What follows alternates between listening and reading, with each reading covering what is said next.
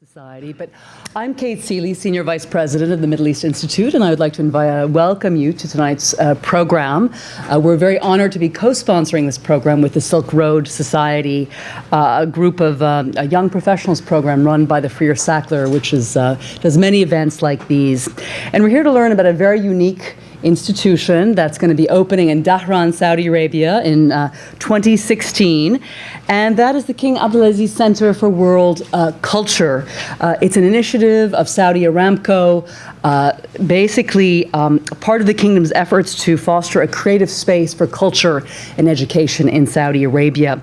It's going to serve as a cultural and artistic hub in the Eastern Province, providing a world-class library and archive, gallery spaces for exhibitions, rotating exhibits, a multimedia center, a youth enrichment zone, and many other features which we'll be getting all the details of tonight.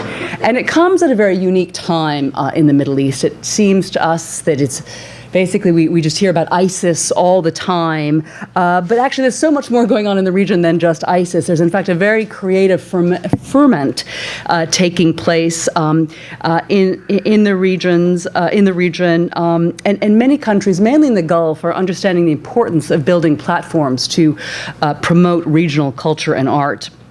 And this recognition is coinciding with the growing influence of artists in the region, whose work is now social and conceptual and political, and whose impact is being amplified through the internet and social media. And it's also coming at a time when the work of Arab artists are being recognized and validated by the international art scene, really in an unprecedented way. And just to give you an example, a Saudi artist sold his piece at Christie's Dubai for more than $800,000 several years ago. That just gives you an idea of the kind of cachet Arab art and culture have these days. And here at MEI, we are especially interested in promoting the work of regional institutions like the King Abdulaziz Center, since it fits very nicely into our mandate to now promote Arab art and culture through our culture and art program that is being led by Lynn Snej. Please, Lynn, wave your arm.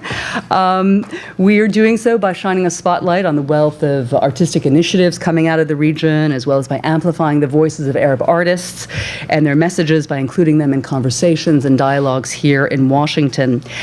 Since its establishment in late spring, we've done artist talks, we've done screenings, we've done panel discussions. Our last panel examined the soft power of the arts in a changing Middle East and featured Arab curators, artists, and funders, and was I thought a big hit. In December, we're bringing Syrian artists and poets to Washington to discuss their use of art as a form of resistance to the Assad regime. Syria Speaks Art and Culture from the Frontline is based on a book by the same name, released by Saki Press in London, which is a celebration of people determined to reclaim their identity and dignity through self-expression and through art, essays, films, and graffiti, much of which are reflected in this book. So this program will be taking place in early December. Keep an eye open for the flyer. I hope you can make it. We have big dreams for our arts and culture program. In addition to putting on events like these, we actually hope to open an art gallery in a renovated carriage house next door. And we're launching a fundraising program to raise the money to basically put on permanent exhibits of Arab art. So if you have any thoughts or suggestions for potential funders, please come see me after the talk.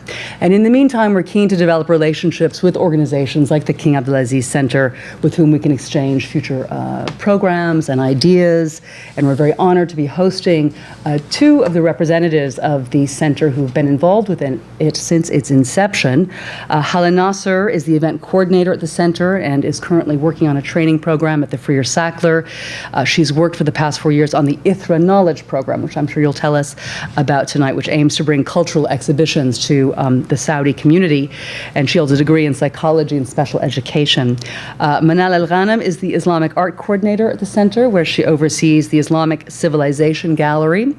Manal is currently training at the Los Angeles County Museum of Art, and she received her master's degree in Islamic art and architecture from AUC, where I spent a year as well.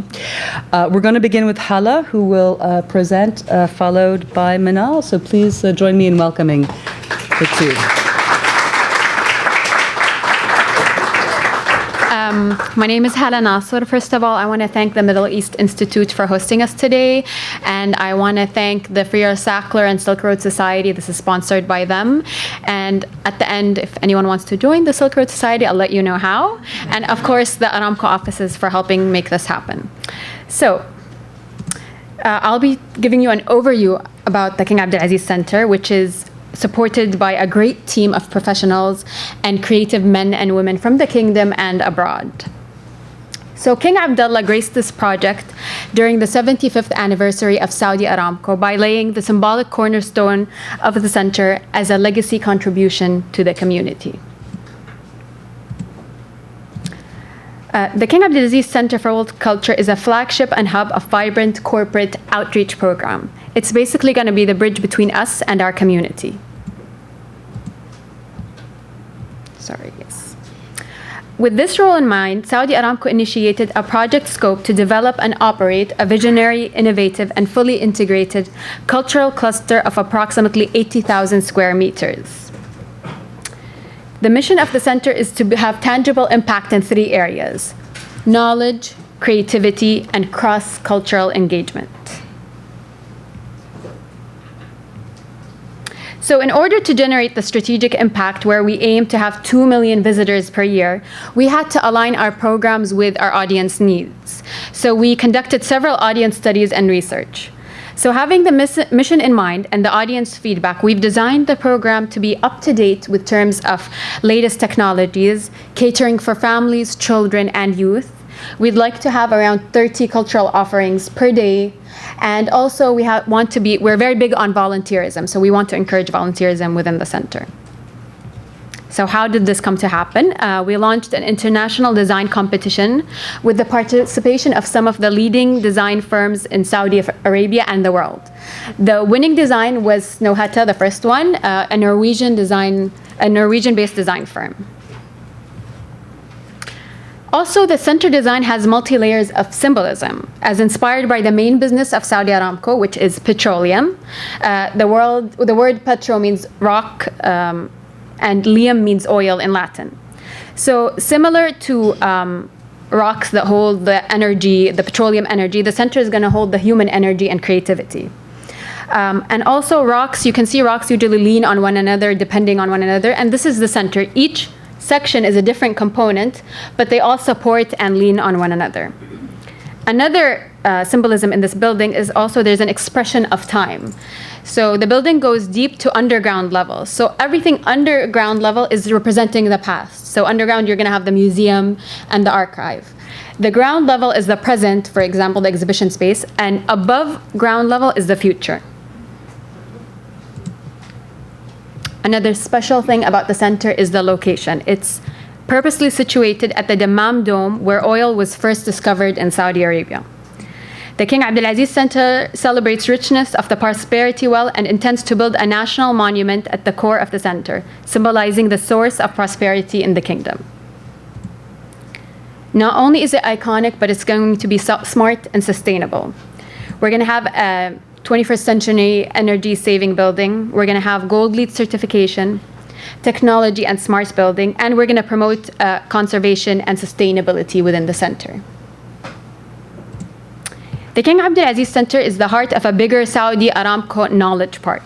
So this park is going to contain 2 institutions, 2 gardens, and a mosque.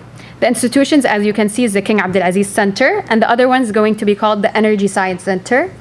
And we're going to have 2 gardens. The one around the energy one is called the Lush Garden, and the one around the King Abdulaziz Center is called the Mono Surface.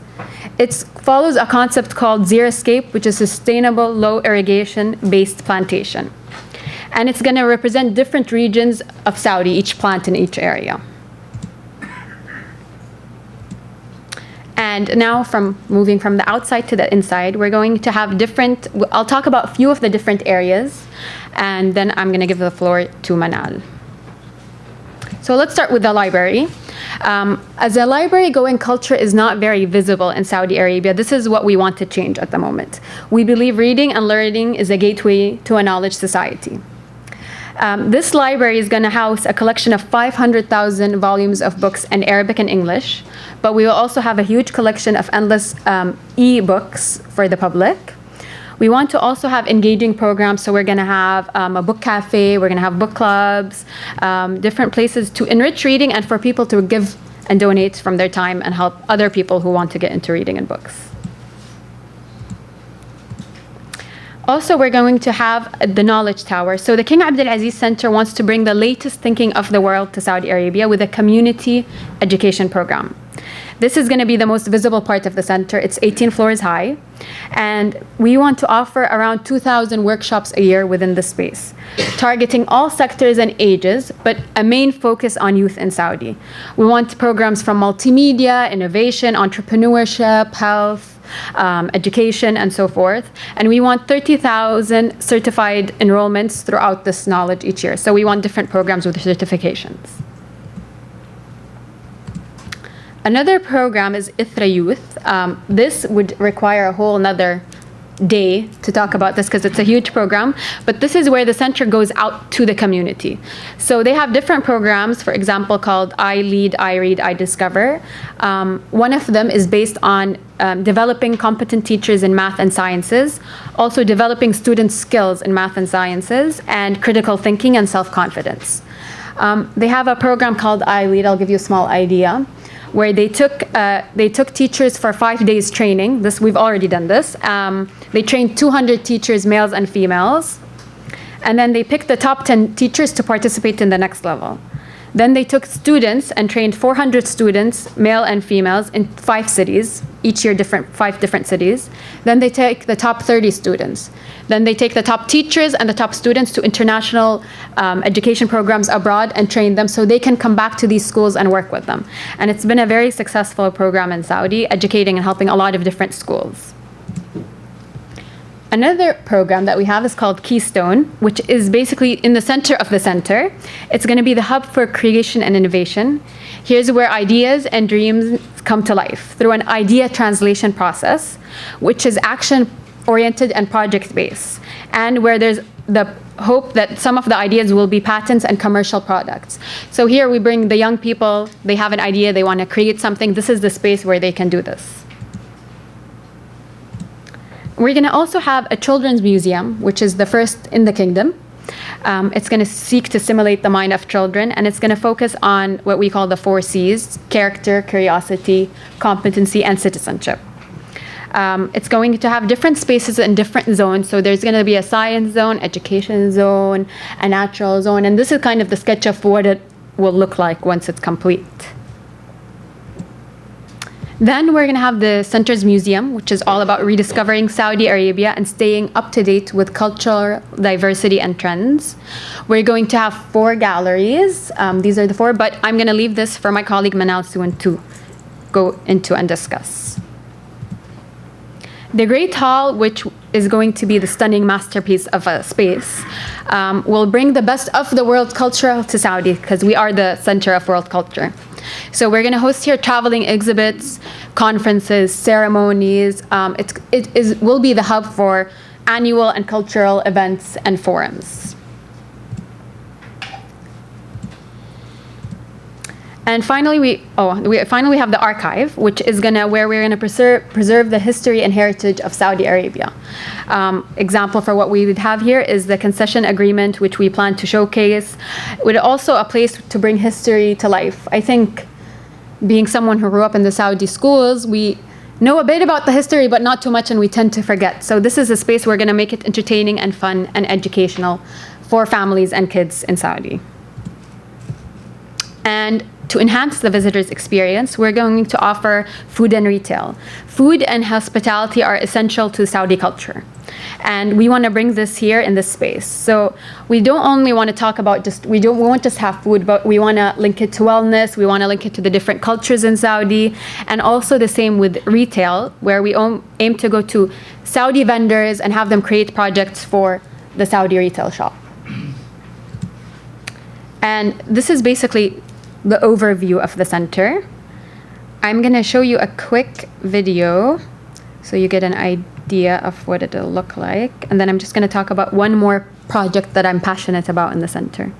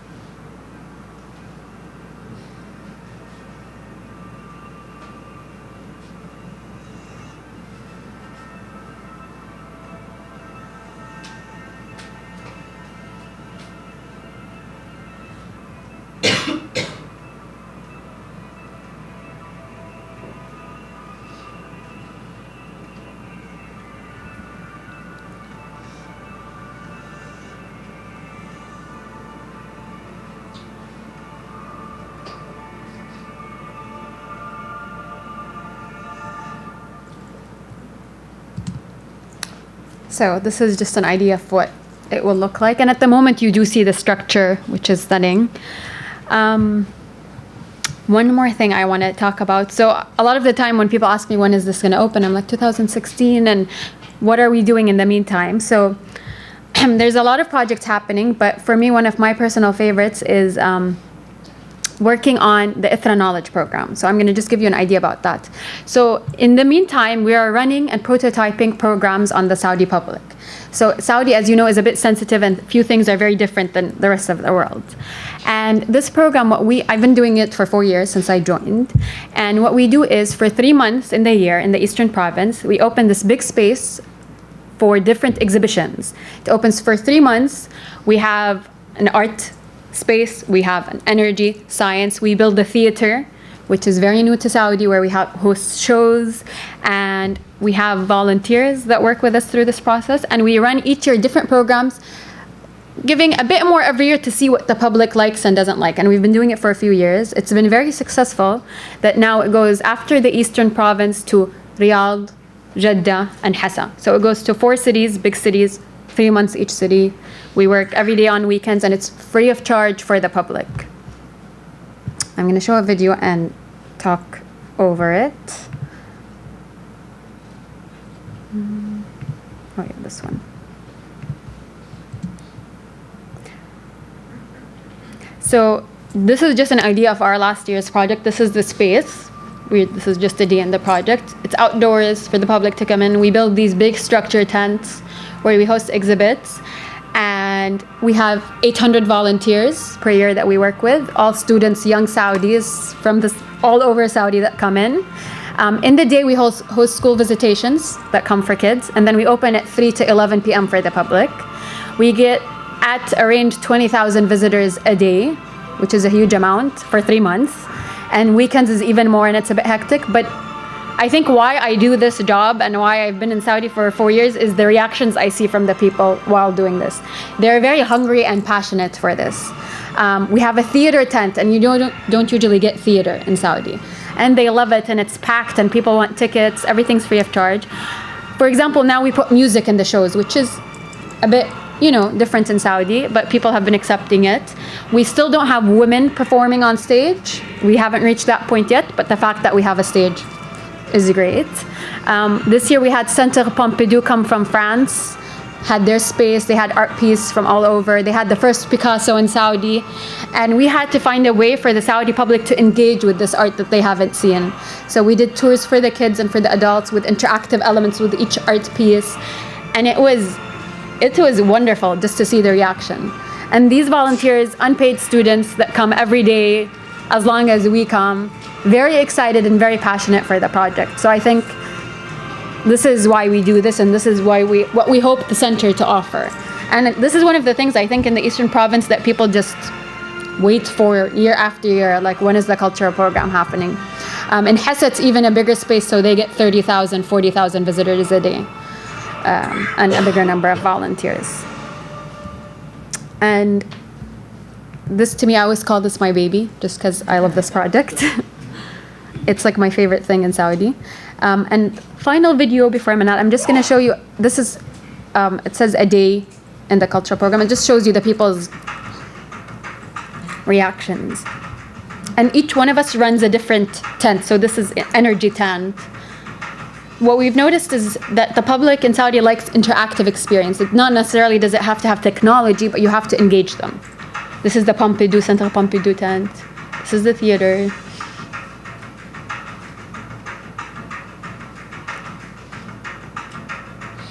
We have a traffic safety village.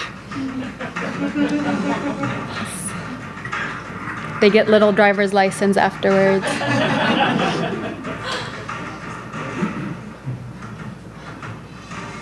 This is the energy efficiency. This was my space, the live performance tent.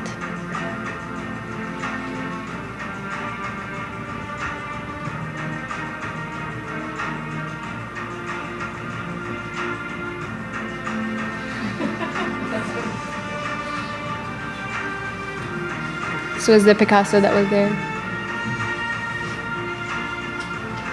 So this was like you ride bicycles and you produce energy, or you don't ride the seesaw and produce energy, and it teaches them about it. And everyone working on the ground, other than us, and we're like 30 people, is all volunteers that are helping us.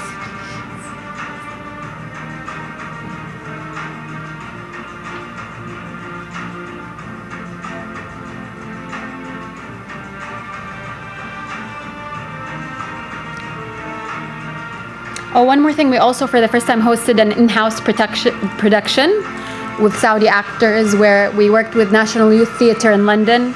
They came trained Saudis, and they performed a stunning production, which happened for a week in this space.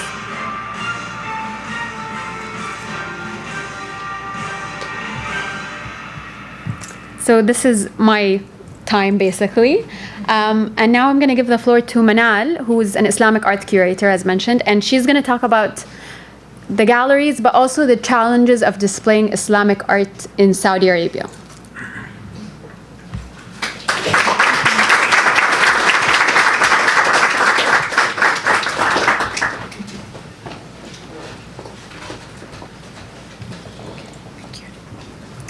Hello.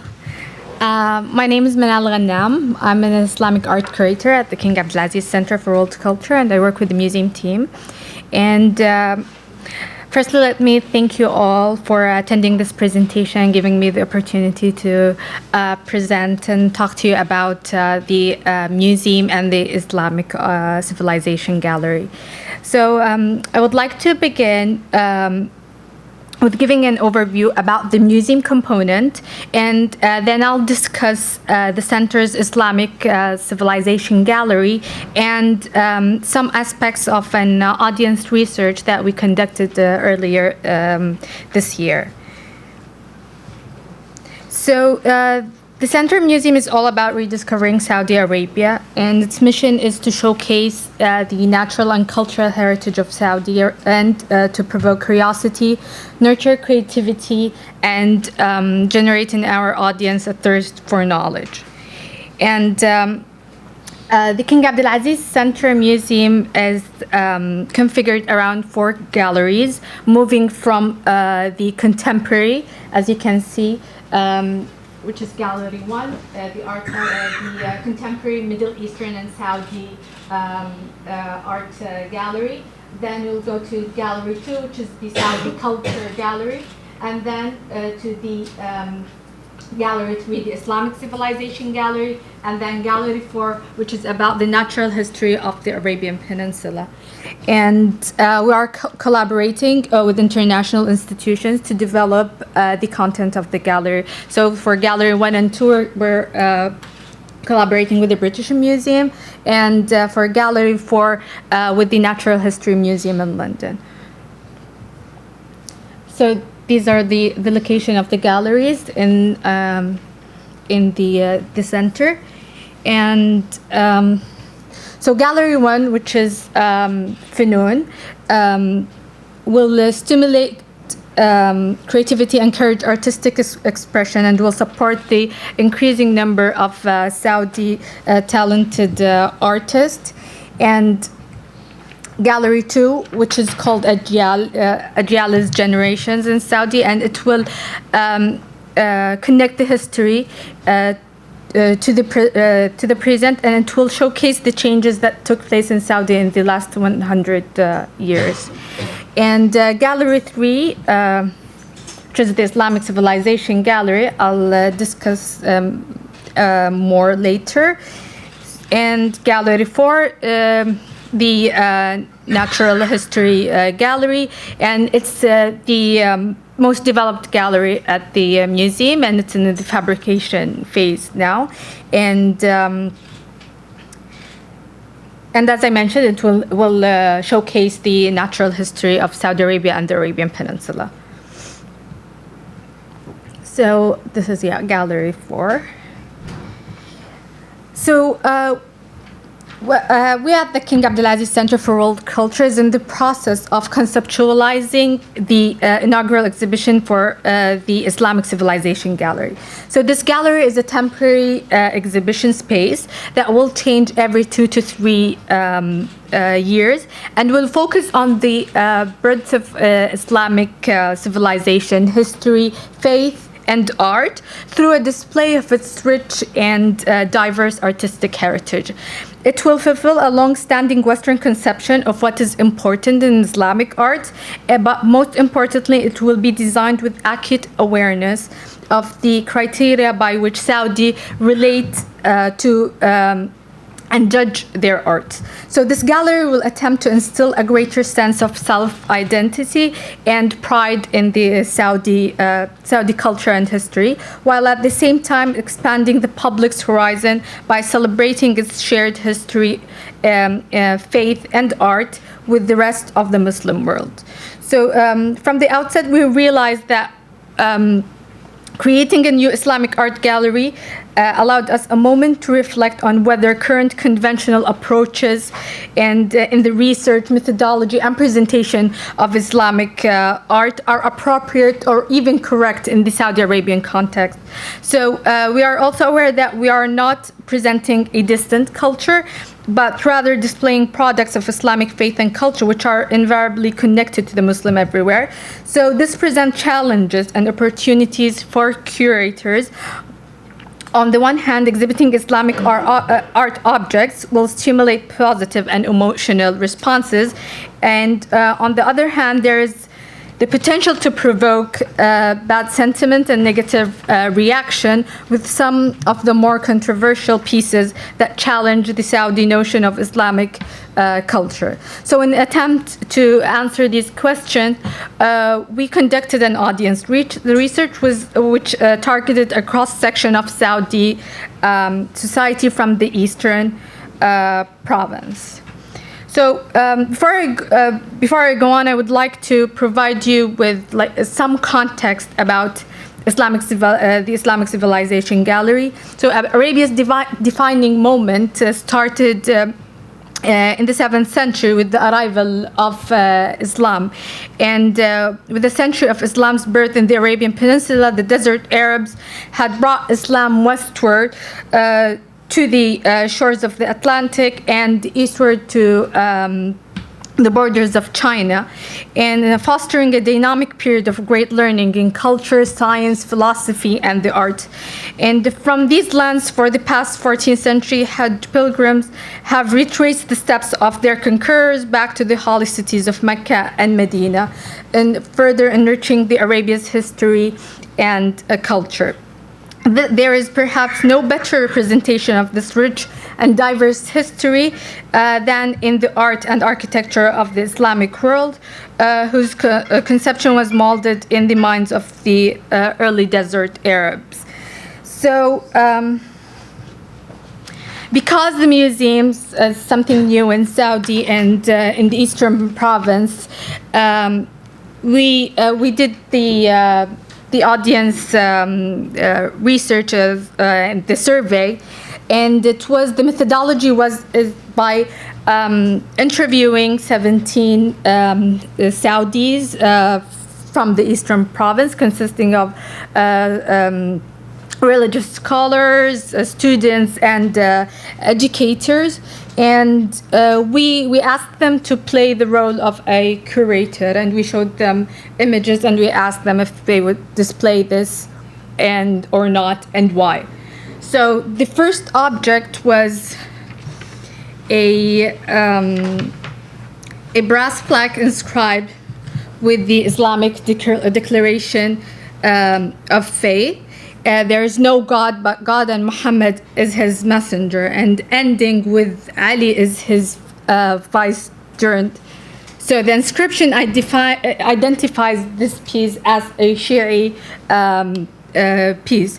So because of the inclusion of Ali in the Shahada, so this object was considered the most sensitive and provocative of all objects presented to the participants, and 90% preferred not to exhibit any objects that represents religious materials that was contrary to the mainstream Sunni beliefs in Saudi.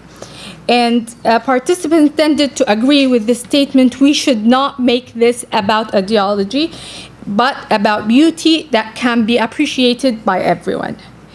And we all Muslim groups have many beliefs in common. Let's show those beliefs.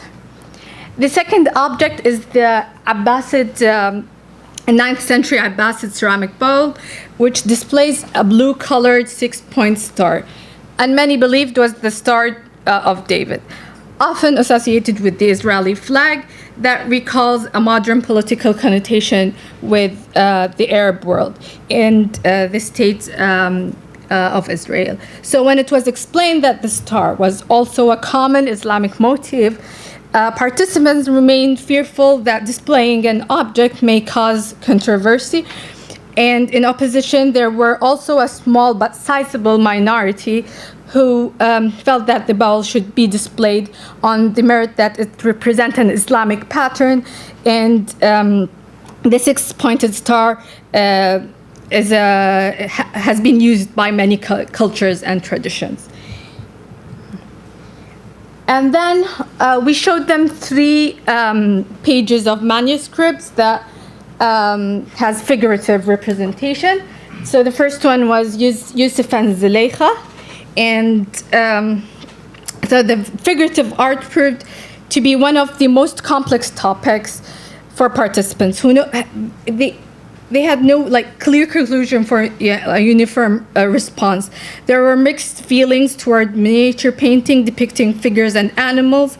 Participants were showed the three images, and which are common place in any Islamic gallery around the world. So while it was expected that these images would provoke a lively discussion on Islamic art and its oft-repeated opposition to the depiction of living creature or religious figures, it was not anticipated how nuanced and diverse the response would be. So the majority showed a general reticence to figurative art, in particularly the imams, who were justify their standpoints by citing hadiths that were used as religious injunction against the creation of images. Other groups, such as the educators, while displaying delight and surprise in seeing the pictures, eventually gave way to an uneasy feeling of alarm at the implication of displaying them in public. An image, it seemed to be tolerated as long as it represents an element in art, neither representing God nor his prophets or angels. This feeling is perhaps summed up best when a participant observed that the miniature of the Prophet Yusuf touches the religion, and we cannot play with religious issues. We should respect it and respect the society from where we came. We are part of this society, and we cannot be apart. So this survey reveals a deeply held belief amongst modern Saudis about the place of figural image and in its inappropriateness in the religious context.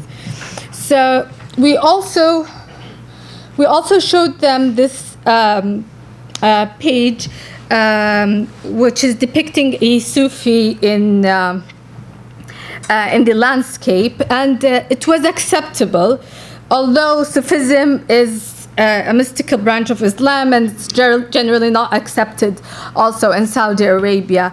But regardless, Sufi have undoubtedly played a prominent part of Islamic cultural life, so producing many of Islamic civilization greatest artistic achievements.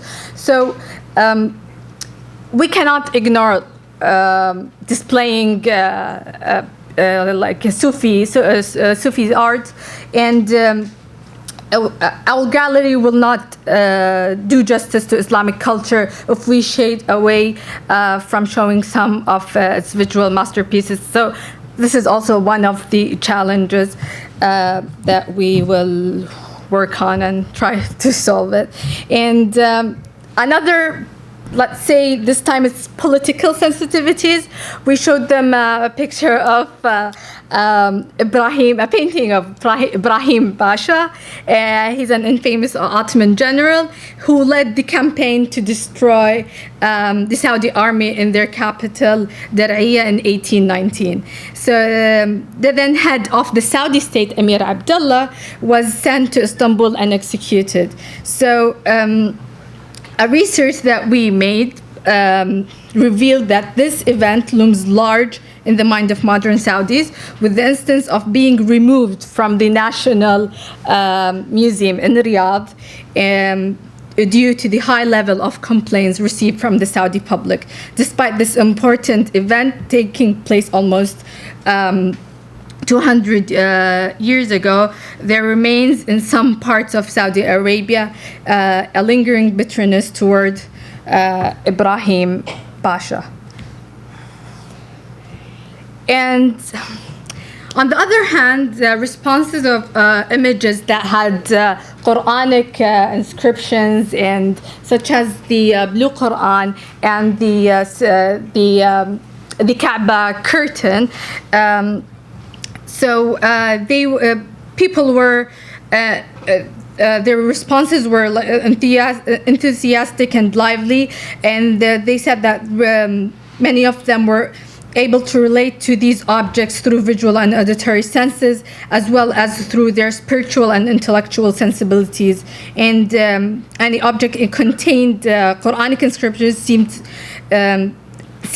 the definition of Islamic art and to them, and it's provoked a deep resonance and affinity with most of the all of the participants, and in conclusion, so many Saudi participants considered that they were familiar with the parameter of Islamic visual culture. Interestingly, their definition was often limited to religious art, calligraphy in mosques, or according to the religious injunction, which is the avoidance of figurative representation. Reframing these preconceptions in a sensitive and diplomatic way is one of the key aims for the curators.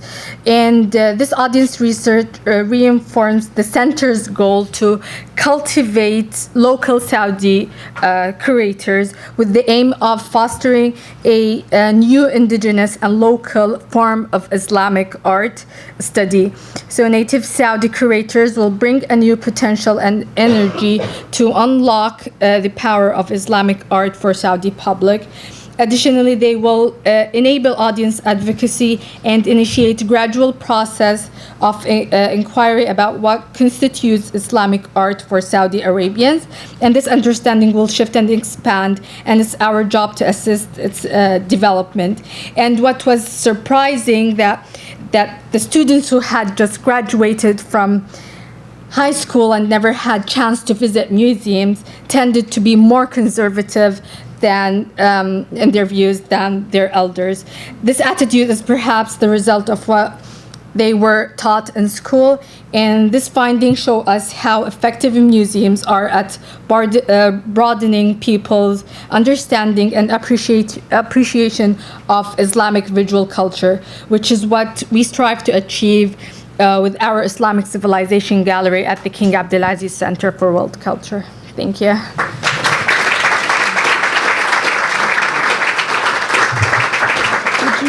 I almost tripped over this. Please come join me at the podium and we'll start a Q&A. Thank you both so much. This is amazing. This is really coming at such an important time when there's such hunger, as you said, in the kingdom for art and culture. For art and culture, an outlet, means of expression for young Saudis. Yes. I'm also very impressed by all the groundwork you're doing, engaging communities, preparing communities. Yes. There are many sensitivities, involved. Maybe you could step back, and you alluded to it a little bit at the end, in terms of what does this institution really hope to achieve? What is its potential impact? And because I don't know if everybody here knows that there is no other institution like this in Saudi Arabia. This is the first of its kind. This is truly revolutionary and almost radical. Yeah. So talk a little bit about the context and what you all hope for it to achieve. So I think part of the center is bringing world culture to Saudi. As you know, Saudi is not one of those places that is easy to visit or come to. And I think it's also showcasing what we have to offer as Saudis and what our culture offers. And it's also an educational experience. And part of it is social change. Right. That's a key part. Yes. No? Yes. And my history is I've grown up in Saudi my whole life, Saudi system, education system, studied abroad and came back. And the reason I came back to work in Saudi was the center, because it's bringing social change. And the Saudi public that have never traveled abroad and haven't been to museums, like she said, are just wonderful, passionate people. I've never seen people so excited and willing to give time for this cause. So I think it's social change for the people and helping the growth and the younger generations to come, and also reserving history. I think there's such a big change to happen, and I think this is the way, and we don't expect change overnight. Yeah. That's something we always have to remember and recall. Yeah, And even in and planning for our gallery. We're taking it step by step. We know that the change will come with time. It's not like we'll put this and we'll see what happens. No, we'll take it. We'll be careful. It's a sensitive space, and we'll take it step by step. And clearly, there's been enormous enthusiasm, as you saw in those sort of pre-exhibitions you were doing programs around the country. But also talk a little bit about the resistance as well as the support that you've been facing. So she can tell you about art in terms of exhibitions and music and theater and a mixed environment. There is resistance, and we do have the religious police in Saudi that sometimes have issues with certain things. And that's why we take it step by step. And even what people don't know is most of the Saudi public that have been visiting are quite conservative and quite religious. But because it's educational and because there's a positive outcome, they've been wonderful about it. I mean, I think 90% of visitors are the traditional Saudi public, and yet they're happy. You'll get some resistance. For example, if you can't put music during prayer, so we're careful of that and we respect that part of the culture. But women on stage, I think that would be, I can see that being a problem. Right. So we can put young females on stage as a first step and see how, even the idea of theater, we don't have theaters. Even the seating arrangement? Yeah, so the seating, we have a section for men and section for men, but it's within the same space. Okay. The volunteers, so each space has their own volunteers. It's female and males together, and it's perfect and it's respectful, and so that's a start. And I haven't seen someone complain like, why are they working together? Because as you know, Saudi is a segregated society other than Aramco. Like, women work separately, and that's changing a little bit. It's changing. So, and again, these Saudi volunteers are Saudi traditional kids that are having no issues and are enjoying it and are working as hard as we're working, and even harder. So there's quite a big leap within this program. I mean, just being there. This is what is going to enable it. Yes, This is the engine. Yeah. What about, are you going to be exhibiting conceptual arts or art other than Islamic art? I might have missed that in the... We have 4 galleries. So the gallery 1 will display Middle Eastern and Saudi contemporary art. Gallery 2 will present the Saudi culture. Gallery 3 is the Islamic civilization. And the Gallery 4 is it's a very immersive space, and it will be full of models, a lot of interactives, and it will be from 10 to 15 years on display. So, and it will tell the story of the natural history of Saudi Arabia. Wonderful. Well, I'd like to open the floor to questions. If people could please state their name and affiliation. We have a lady back here. If you could speak into the microphone. Hello, my name is Mary Gottschall, and I'm president of the Athena Group. I had a question about Keystone, the Center for the Hub for Innovation. I wondered if it's going to be modeled at all like some of the incubators for startups that we have in the United States, which have primarily had a focus on technology startups. But I wondered if, you have sort of maybe a broader agenda for that Center for Innovation, and also, are you going to include women entrepreneurs as well as men? Yes, so thank you for the question. The Keystone is actually one of the popular ones. It will be broader, so it's not focused just on technology, but they've already started with pilots of this, where they come up, the pilots have been smaller, so they give a theme, water, and it's been men and women innovators, and they create groups and they start their projects, and they've done it 2 years now, and they've actually one of the projects have been patented, and it was a group of females. So what's nice about the center is that it's for everyone, even the elderly kids. We're trying to be broad for the whole public.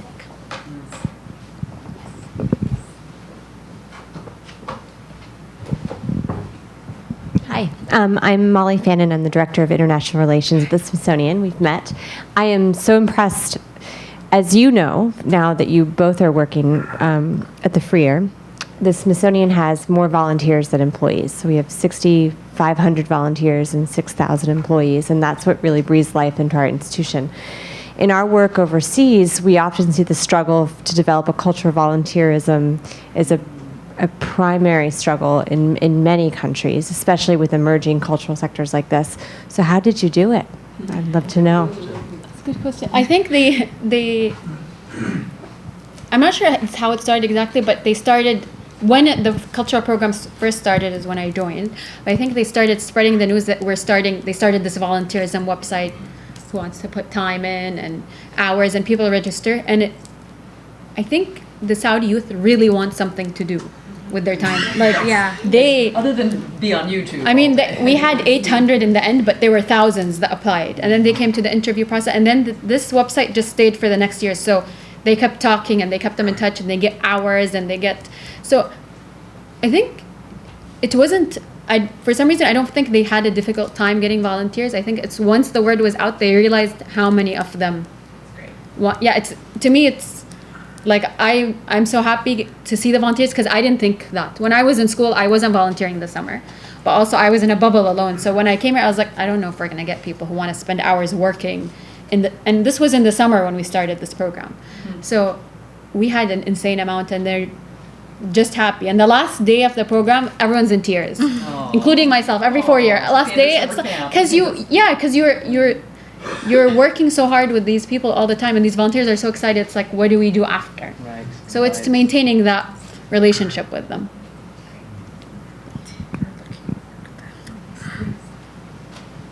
My name is Amal Morsi. I am the director of the library at MEI, and I would like to. You mentioned that the library in the center will have 500,000 books. Would you please tell us how they're going to organize? Is it going to be aimed for the public, or it's going to be for research? What can you? For both public and research. Public and public and research. It's open for the public. So. And I think we have, so in the center back home, I'm in the events team, she's in the museum team. There's also a whole team for the library that's working on, so I'm not sure exactly, but I know that it's going to be for public and research. Even the Keystone, when you mentioned they have their whole little group of Keystone. So we're all different components, but work together in the end.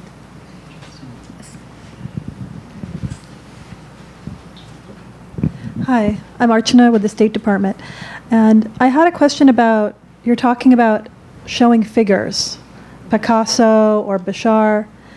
And I mean, obviously Saudis are connected to the internet. They've got American TV shows and whatnot. They know, can you show Western paintings with figures?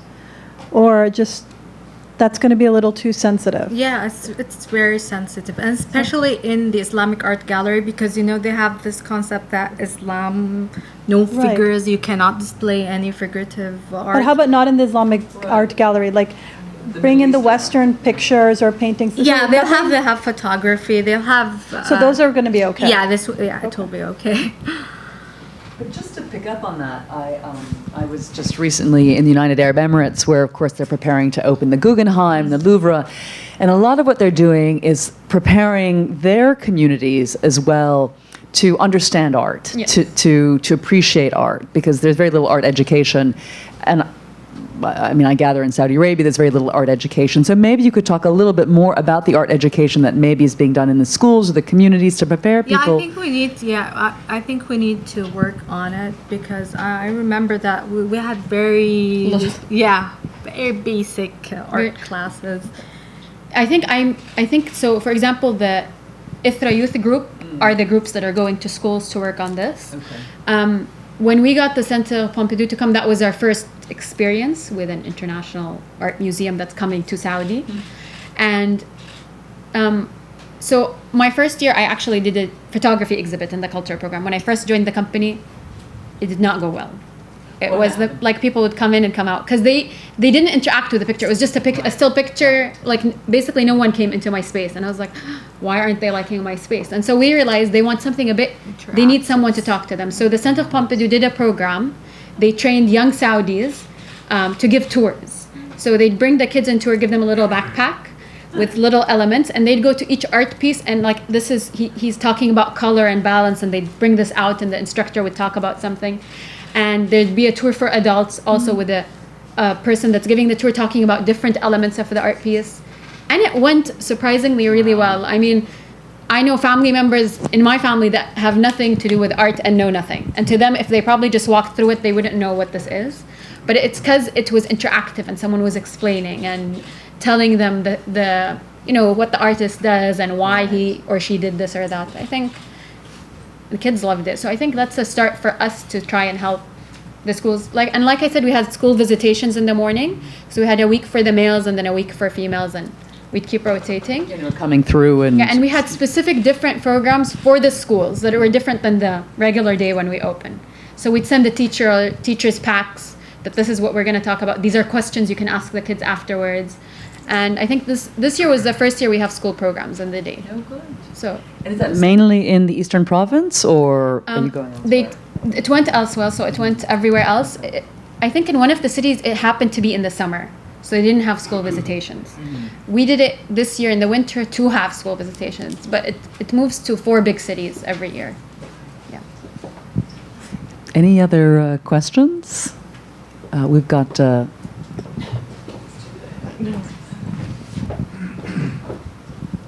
I'm Jane Kestner. I'm at the Fair Sackler. You talked about the importance of having this institution in Saudi Arabia and for the culture. Is it important to bring that to the world, to have people visit and see what you're doing there? That's our hope at some point. I think we want it to be a big landmark for people to learn about Saudi, not just Saudis to learn about Saudi, but people to come to Saudi. So the first step is bringing exhibitions, but our aim, for example, is to have our own exhibitions that can travel abroad, having our own theater performances that can travel abroad. In terms of people visiting, I would love the point where Saudi is open for anyone to come, and people think, oh, I want to come see the center in Saudi, like other places in Qatar or UAE. But that's the first kind of step to do that, and that's why we get I'm lucky to have the Smithsonian Fair Sackler to have me train with them, because I'm learning from an institute that's already built. So, and there could be future work with them, and I know how it is here. It's a museum that's already functioning. So I think that's a start to. And tourism is growing in Saudi Arabia. I know that the Ministry of Tourism wants to bring in more. They're trying, tourists, yes. And I think institutions like this will become anchors bring on sort of the tourist route. I think there was a... I don't need the mic, no worry.